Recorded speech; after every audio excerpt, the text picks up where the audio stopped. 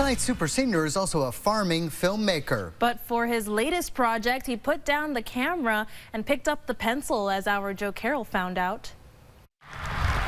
George Woodard has walked from his house to his barn thousands of times. It's a short journey, but it gives him time to think. What'd you say? I know, just give me a minute. George is the third generation of Woodards to farm these 200 acres in Waterbury Center. He stopped milking 3 years ago. That was a hard day. That was a hard day after 48 years. These are his beef cattle. Come on, hey. I don't think anything I've done would have happened if it hadn't been a dairy farmer. The 72-year-old has created a world of make-believe without leaving his land. And if you go out in the woods, there's Belgium. Are you going? Yes, Sarge.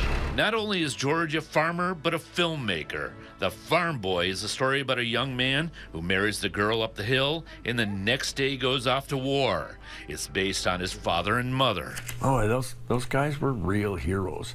It takes place at the Battle of the Bulge, the last major battle between the Germans and the Allies during World War II. George's son Henry plays his grandfather.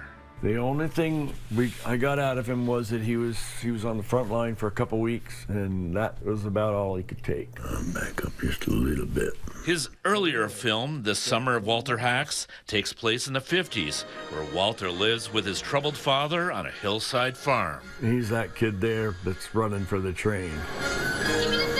Henry once again plays the starring role.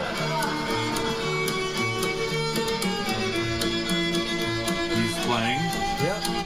The song True Blue Bill was a tune his dad loved.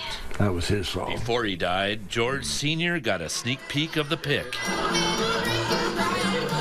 At the end, it was for both my folks. George has a love affair with light. I do. And his films are shot on a shoestring budget.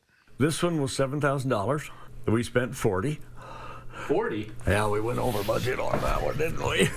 The movies are his babies, but in 2024, another one came into the world. Yeah, I wasn't sure if I could do that kid running. The Christmas Calf is a story about a 9-year-old boy and his dad coming back home after a Christmas Eve church service. George wrote and illustrated the children's book. He goes out to the barn, and magic happens. It's Christmas Eve. You don't want to give away too much of it, right? I hate to. Most children's books, as you know, are in color. Yep. You're going against the grain here. You can't do stuff in color that you can do in black and white. The first shot of that is they're in the dark.